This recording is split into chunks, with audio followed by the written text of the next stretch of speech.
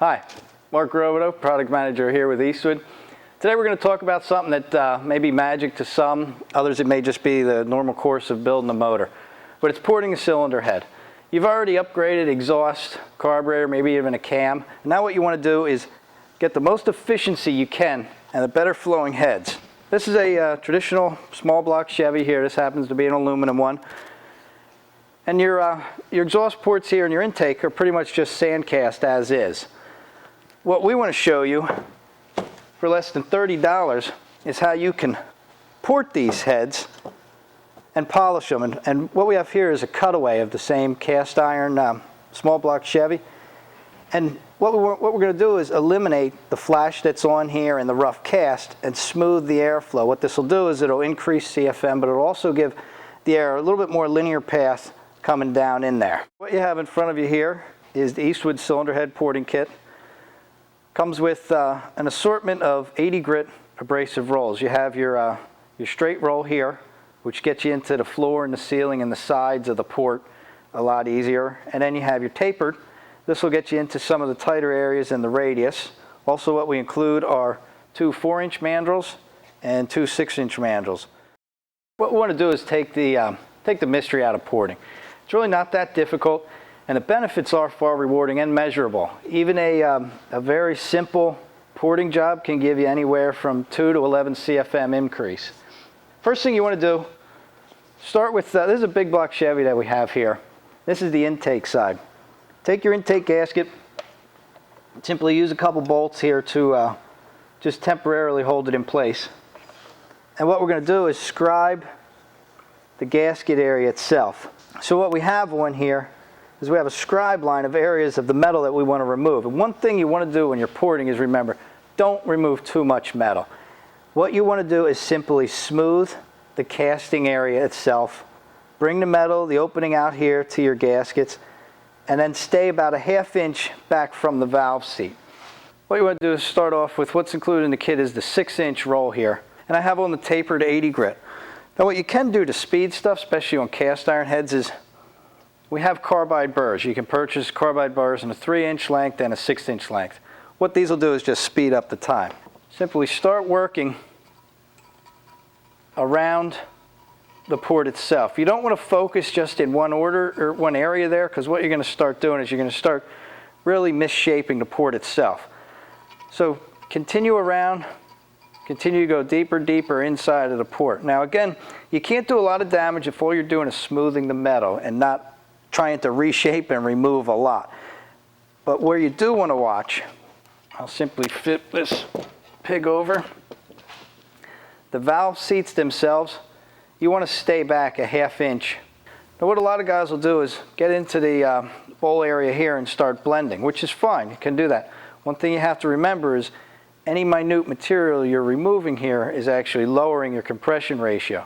So what I like to do is just get a feel to see if there's any heavy casting flash. And if you do find an area, simply blend him out. But most importantly when you're on this side is this area right around here, around the combustion chamber. This tends to be very shot from the machining operation on the heads here. So what you want to do with the used roll is just gently break that edge. Just take one pass around there. What it'll do is it'll eliminate any of those sharp corners, which will actually add to pre-ignition. They'll turn into literally glow plugs with heat there. We're going to start the porting operation now. What we're going to do is we're going to start in the combustion chamber area. Like we said earlier, you want to stay away from the valve seat area here. What you do want to notice is there's a sharp ridge, about a ½ inch, maybe 5/8 below the valve seat itself. And this, just by the nature of the casting, leaves a step or a sharp edge. So what we're going to do is go in there with our roll and start blending and smoothing that out. And again, you don't have to remove a lot of metal. What you want to do here is just break any of your sharp edges. You want to have nice laminar airflow through here. So what we're going to do is just gently start with the carbide burr. Again, this is an accessory that you can buy through Eastwood here. All it does is speed up the process. And then you'll see us switch back to between the tapered and the regular straight rolls through the operation. So we're just going to let this video camera play through during the operation here.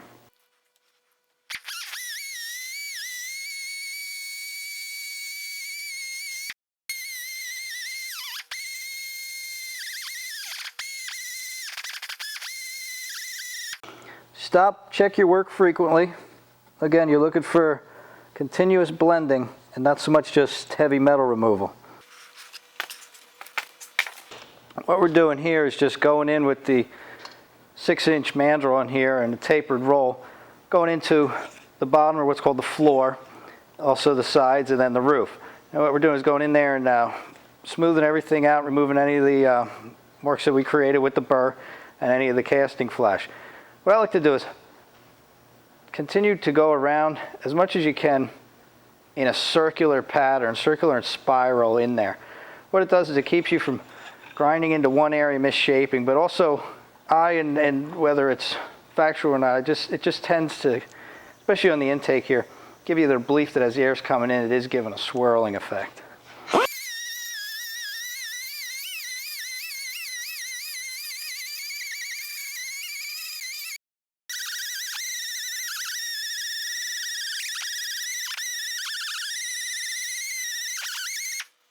Now you'll notice I'm changing the rolls pretty frequently. You know, there's still about half life into these, but since I have to take about 50 steps, I'm into the warehouse. Those guys out there are great. They'll distract management, and I can get these things free all day long. You know, the main thing I like to do is, like we did the gasket matching on here, you know, get that open up to your gasket. Make sure you got the right gasket on there in proportion to what you're putting on headers or the original cast iron manifolds. Now that you got these things ported and cleaned up, what you want to do is actually lap your valves.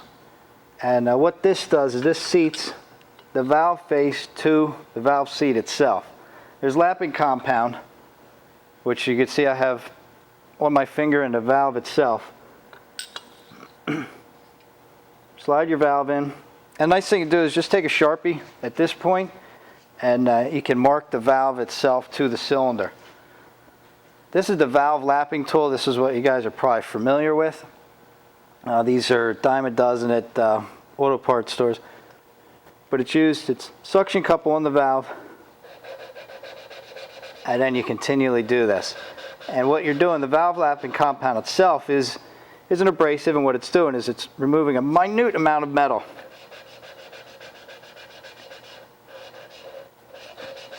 But this is tedious, and you got 16 of these things to do. So another trick, on the valve stem side itself, you can take a small cordless drill, carefully chuck it onto the valve stem, and I'm going to show you from this side. And what you want to do is rotate at very, very slow speed. But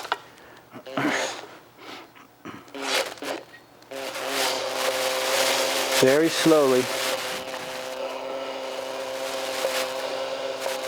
I like lift up a little and bring it down onto the seat, lift up a little, bring it down very slowly. You don't have to do that for a very long period of time at all.